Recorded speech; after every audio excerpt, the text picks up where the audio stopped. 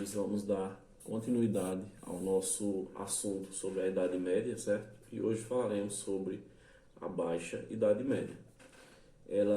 A Baixa Idade Média foi um período específico da Idade Média que se estendeu no século XI a XV, certo? E nele a Europa Ocidental presenciou o auge do feudalismo, mas também a sua decadência e o surgimento de uma nova ordem. A Baixa Idade Média ela é conhecida como um século da crise que delimitou o fim da Europa medieval. Embora muitas características do medievo tenham persistido nos séculos seguintes, né? Veio o feudalismo e, com isso, a gente vai falar hoje sobre a Baixa Idade Média.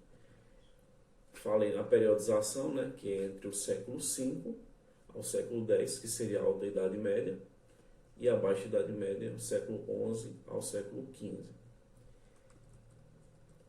Quais são as características desse período? A Baixa Idade Média ela é considerada o período do auge do feudalismo no medievo. Esse ápice deu-se entre o século XI a século XIII, sendo o período anterior a isso de formação e o posterior de decadência e formatação de uma nova organização política, econômica e social, justamente na Europa Ocidental. Então a Baixa Idade Média ela presenciou o aumento populacional e o crescimento urbano. Beleza? Bom, com relação a camponês que era estabelecido, né, na época do feudo, ele tinha uma relação de servidão, né, com o senhor feudal e não poderia abandonar a terra. Então a posição do senhor feudal era hereditária, portanto transmitia de pai para filho, né? E o camponês tinha de ressarci-lo pelo direito de usar as terras e instalações nela. O direito do senhor feudal de possuir, explorar a terra e de cobrar impostos dos camponeses instalados lá era oriundo de uma relação de vassalagem que ele tinha com o rei. Essa relação com os seus nobres, né, surgiu no século VIII, no período do Carolíngio. Nela, o rei cedia parte do seu território para os nobres e, em troca, ele recebia a fidelidade deles, que garantia auxiliá-lo na administração do império. Nos momentos de guerra, esses nobres eles disponibilizaram suas tropas para defender o seu reino. No âmbito social, esse período não foi muito diferente da Alta Idade Média, pois os três grandes grupos sociais eram a nobreza, formada pelos reis e nobres, né? O clero, que era formado por representantes da Igreja Católica, e os camponeses, em sua maioria, os servos que trabalhavam nas terras dos feudos, né? Que pertenciam à nobreza. Tratava da sociedade estamental, isto é, marcada por pouca ascensão social. A Baixa Idade Média, por sua vez, passou a presenciar significativas mudanças sociais, sobretudo a partir do século XIII, quando a população urbana começou a crescer gradativamente, né? As cidades voltaram com o processo de feudalização e geraram a possibilidade de surgimento de novos grupos sociais, que era a burguesia. Esse foi um período de grandes mudanças e essas transformações foram responsáveis por abrirem o caminho para o fim do período medievo. A Baixa Idade Média foi uma época de crescimento urbano e comercial, de consolidação do poder dos reis, né? E de formação de estados nacionais, no surgimento de línguas nacionais, entre outros. Com relação às grandes transformações, a gente vai falar. A Baixa Idade Média ela teve grandes transformações, né? E vamos entender com relação ao crescimento populacional. É bem verdade que desde o século VIII a Europa estava em recuperação demográfica, mas esse crescimento populacional acentuou-se a partir da Baixa Idade Média, que é o período que a gente está falando. Vários historiadores, né, eles consideram 4 fatores para explicar o aumento populacional no período. Primeiro, a pouca atuação de epidemias de doença, né? Segundo, o caráter concentrado das guerras. Terceiro, o fato do clima, né, durante a Baixa Idade Média ter sido mais ameno em relação à Alta Idade Média. E o quarto, as inovações técnicas que garantiam um aumento da produtividade. O resultado disso é, no final do século XIII, a população na Europa Ocidental era mais de 50 milhões de pessoas, enquanto que no final do século, da Alta Idade Média, né, ele era de mais de 22 milhões de pessoas.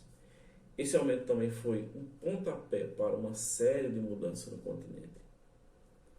Outra questão é as melhorias agrícolas, né? O aumento populacional é também explicado pelo citado aumento da produtividade agrícola. O uso de melhorias técnicas para a produção agrícola, né, ajudou a entender por que isso aconteceu. Os destaques vão para o uso da charrua de metal, né, e animais de tração, o arado, que faziam melhor preparação do solo, e a implantação do sistema de rotação trienal, que garantia a fertilidade do solo a longo prazo. Certo? A rotação de culturas, que você plantava uma cultura, plantava outra, e assim melhorava, né, a produtividade, porque ali nutrientes eram instalados no solo. Outro ponto importante é que as mudanças climáticas permitiam a utilização do solo que antes era impossível de ser cultivado, como das regiões pantanosas. Muitas delas secaram com o aumento das temperaturas médias, né, na Europa. E assim vamos falar agora sobre o renascimento do comércio urbano. O aumento da produtividade ele garantiu a existência de um excedente que pôde ser comercializado, e isso permitiu o renascimento do comércio na Europa. Então, aos poucos, essa atividade consolidou por meio de formação de feiras, e à medida que avançava, foram sendo criadas rotas comerciais do norte nas regiões mediterrâneas.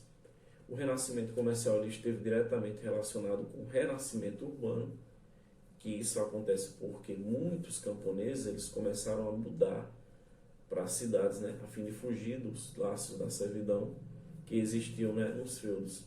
À medida que o comércio desenvolvia-se, comerciantes instalavam-se nos arredores das cidades.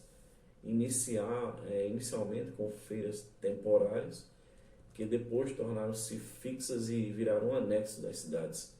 E eles eram os burgos.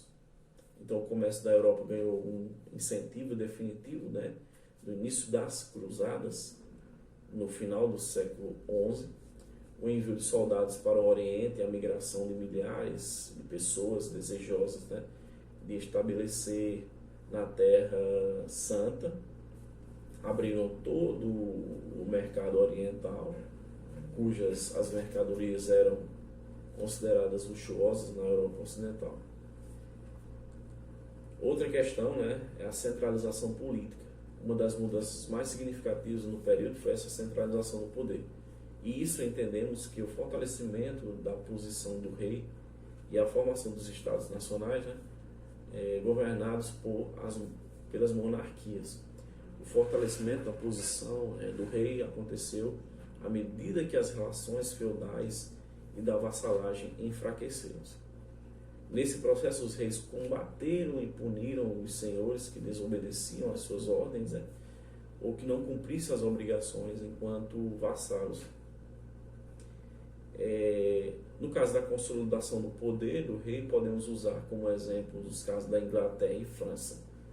No caso francês, no final do século X, consolidou-se no poder da dinastia de Capetos, que pouco a pouco, né, combateram os senhores feudais e tomando as terras deles para si e realizando a unificação jurídica da França. Isso transformou o poder do rei em força de lei em todo o território. A crise do século XIV, né, todas essas transformações que eu falei, levaram a Idade Média para o seu auge, mas também preconizaram o seu fim. Então, o século XIX é marcado por inúmeras crises que reforçaram a decadência do feudalismo e possibilitaram o surgimento de novas estruturas para a sociedade, economia e política europeias. O aumento, né, da temperatura, né, que era presente em boa parte da Baixa Idade Média, deu lugar a um resfriamento que afetou a produtividade como um todo. Isso resultou em ciclos de colheitas ruins, que geraram altas no preço da comida e milhares de pessoas morrendo de fome. Certo? Tivemos também a peste negra, que afetou a Europa no século XIX e resultou na morte de 1/3 da população europeia. Então, a crise do século XIX foi atingida pela catástrofe da peste negra. Nesse século, um surto da peste negra, né, que foi trazida da Ásia Central, atingiu a Europa de maneira pandêmica, que está acontecendo hoje, né? O surto nesse último continente iniciou-se em 1348 e retornou de anos em anos, atuando de maneira fulminante. Então, eu estimava a queda populacional de 1/3, como eu falei, né? E muitos historiadores estimam que na Inglaterra 70% da população morreu em decorrência dessa doença. O século XIV também ficou conhecido por guerras, né, que contribuíram para o agravamento da situação no continente. E essas guerras trouxeram um aumento de números de mortos, que reduziu mais ainda a produção agrícola e contribuiu para a difusão da peste. Elas foram também externas, como a Guerra dos 100 Anos, como internas, principalmente por conta da disputa pelo poder dos reinos. Ok?